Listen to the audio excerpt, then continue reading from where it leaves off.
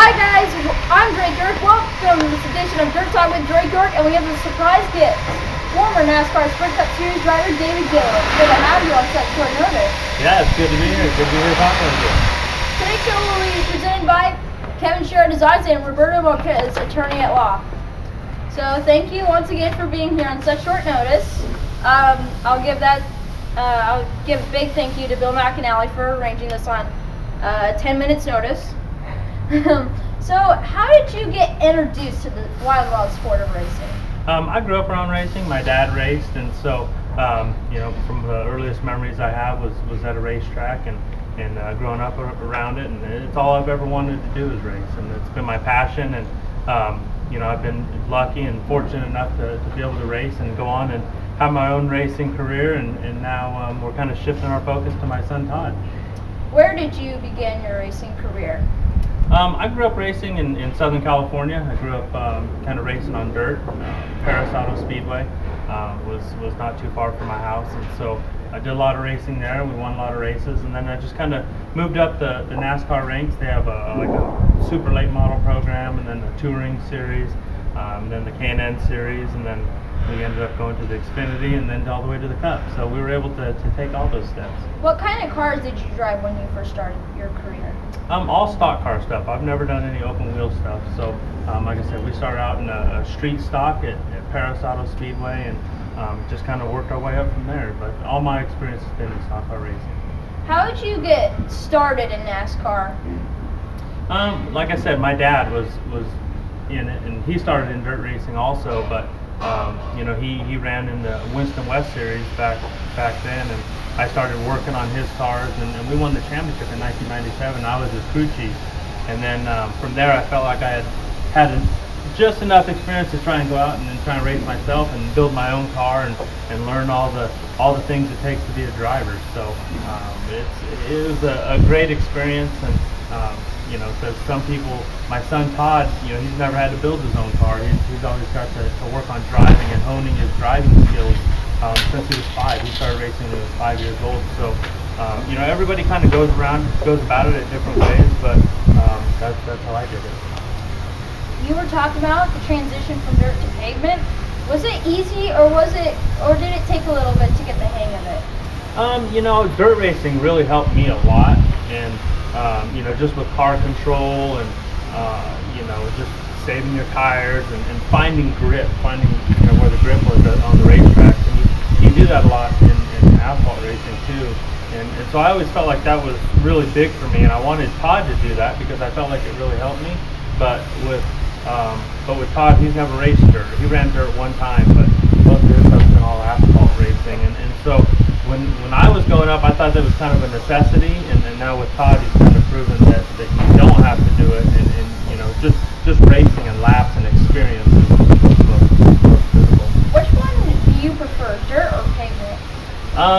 Dirt is so much fun. It's definitely a lot of fun, but if you're trying to make a career out of it, you really need to get that asphalt experience and be able to that just really helps in every step you take on as you move your career up the ladder.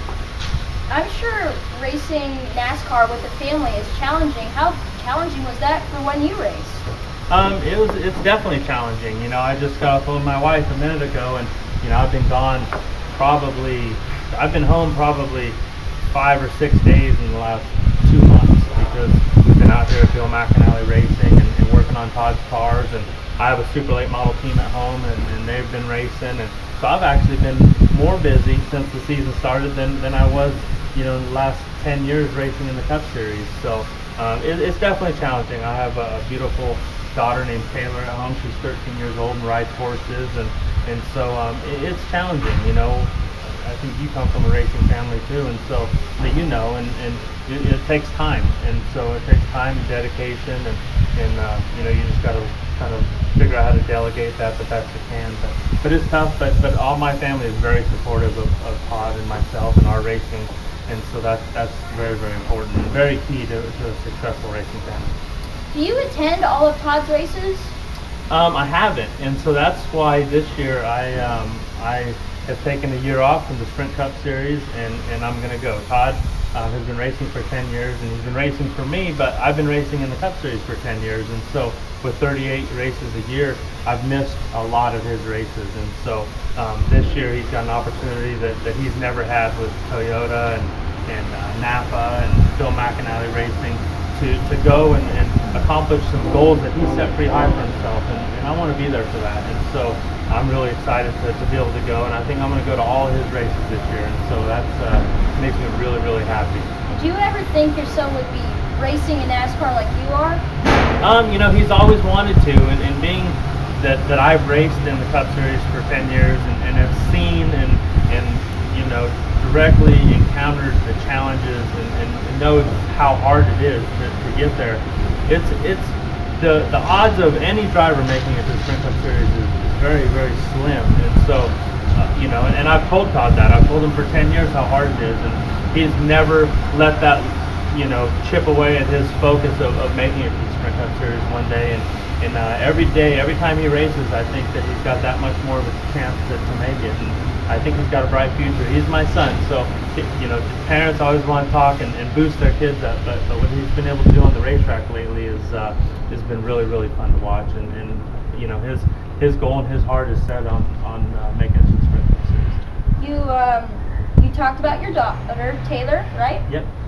Does she ever plan on stepping inside of a cockpit of a race car? No, she did one time. We had quarter midgets that my son raced, and we went to the racetrack one day, and she said, "Oh, I'd like to try it." And she got in there and wide open right away, and did really good, and got out. And I'm like, "Man, you did great. You hit your marks. You were fast." And she said, "Yeah, but I just don't like it." So she's gonna stick to 1 horsepower. She rides the horses, so 1 horsepower is enough for her. How much has the sport changed since you started driving race cars? It's changed a lot. It's a business for sure. When I started racing, it was a hobby, and grew my passion and my love for auto racing, and every step you move up, it gets a little more serious and a little more business. And when you get to the Sprint Cup Series, it's a very, very business, very busy schedule that you have, and so it's a balance. It's always fun doing something that's a hobby. Sometimes it's not so much fun to go to work, and so when you get to the Sprint Cup Series, it's definitely a job, and it's a business, and it's your career, and so you got to kind of keep that balance going, and so but to be able to do what you love and you enjoy and get paid for it, it's a dream come true. What do you like to do in your free time when you're not at the racetrack helping Todd? We race. We're a racing family, and we like to go fishing and ride 4-wheelers. But 99% of our time is either at the racetrack, around a race car, working on a race car, something to do with racing. And so, and if we're not doing that, usually my daughter has a horse show or is riding, jumping horses somewhere. So we're a busy family. Well, that's going to wrap up our show today. Thank you, David, on such short notice. Thank you for having me. Today's show will be presented by Pappenhausen Automotive, Smith Racing, and Pedersen's Motorsports, and I'll see you guys next time.